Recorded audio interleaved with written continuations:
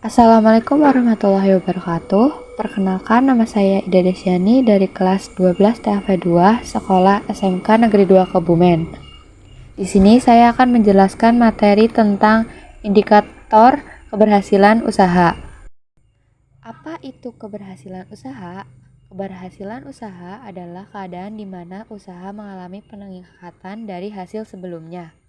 Tujuan utama dari sebuah perusahaan, di mana segala aktivitas yang ada di dalamnya ditunjukkan untuk mencapai keberhasilan.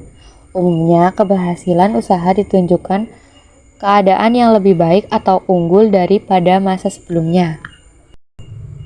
Yang selanjutnya adalah karakteristik berpikir pada tindakan kewirausahaan ada 5, yaitu yang pertama, sangat bersemangat dalam melihat atau mencari peluang-peluang baru. Yang kedua, mengejar peluang dengan disiplin yang ketat. Yang ketiga, mengejar peluang yang sangat baik dan menghindari pengejaran peluang yang melelahkan diri dan organisasi. Yang keempat, fokus pada pelaksanaan. Dan yang kelima adalah mengikut sertakan energi setiap orang yang berada dalam jangkauan mereka atau bisnis meraih kesuksesan atau keberhasilan, yaitu 1.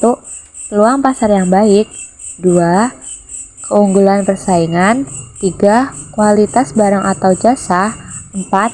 Inovasi yang berproses, 5. Dasar budaya perusahaan, 6. Menghargai pelanggan dan pegawai, 7. Manajemen yang berkualitas, dan 8 adalah dukungan modal yang kuat. Faktor yang mempengaruhi keberhasilan usaha, ada 2 faktor yang paling utama sebagai pendukung keberhasilan usaha adalah sikap dan skill. Selain itu, ada beberapa faktor pendukung keberhasilan usaha lainnya, yaitu 1. Niat yang sangat kuat. Niat yang sangat kuat akan membantumu lebih serius untuk mencapai tujuan usaha. Mendirikan bisnis dari bawah itu membutuhkan usaha yang ekstra. Kamu tidak perlu menjadi anak orang kaya dulu ketika ingin mendirikan usaha. Modal utama yang dibutuhkan adalah niat yang sungguh-sungguh dalam keadaan apapun. Niat yang kuat ini akan membantumu untuk terus maju ke depan. 2. Pantang menyerah walaupun gagal berkali-kali. Banyak yang gagal menjalankan usahanya karena itu adalah hal yang wajar. Banyak faktor yang membuat seseorang bisa mengalami kegagalan dalam usahanya. Tapi keberhasilan hanya bisa diraih oleh mereka yang mau mencoba sekali lagi. Kegagalan akan menjadi pelajaran terbaik bagi mereka yang berwirausaha karena mereka tahu salah di mana dan akan mencoba mencari solusi yang terbaik. 3. Memiliki modal dan tahu bagaimana cara mencarinya. Untuk mendirikan usaha dan mengembangkan lebih besar, kamu diharuskan memiliki modal usaha. Beberapa jumlah modal tidak ada patokan, yang penting cukup untuk kebutuhan operasional usahamu. Jika kamu langsung ingin mempekerjakan orang lain, kamu harus memberikan gaji yang layak untuknya. Jika kamu tidak memiliki modal, banyak cara lain yang bisa dilakukan. Ada yang meminjam uang pada saudara, meminjam uang kepada bank, atau kamu bisa juga mengandalkan investor. Namun, kamu harus bisa meyakinkan pada mereka bahwa pinjaman itu akan dikembalikan. Jangan sampai kamu tidak membayarnya karena uang itu bukan milikmu. 4. Menghasilkan produk atau barang jasa yang unik. Keunikan akan menjadi daya tarik calon pelanggan. Misalnya, kamu ingin membuka usaha penjualan roti. Asal kamu tahu saja yang menjual roti di sekitarmu itu cukup banyak. Kamu harus bisa melakukan kreasi di bentuk dan cita rasanya. Untuk makanan memang cita rasa itu yang paling diperhatikan. Jika rotimu mempunyai cita rasa yang khas, tentu pelanggan tidak akan ragu mengkonsumsi rotimu berkali-kali. Hal ini juga berlaku untuk produk jasa. Nomor 5. Mengenal bentuk bisnis yang dijalankan. Keberhasilan usahamu juga bisa ditentukan dari apakah kamu mengenal usahamu dengan baik atau tidak. Jika kamu mendirikan bisnis ternak ayam, kamu harus tahu bagaimana cara pengolahan kandang ayam yang baik seperti apa.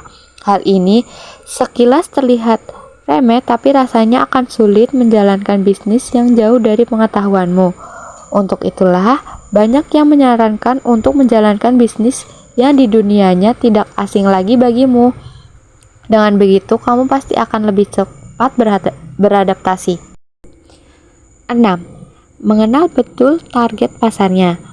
Untuk melakukan keberhasilan usaha, pastikan juga kamu menentukan siapa target pasarmu.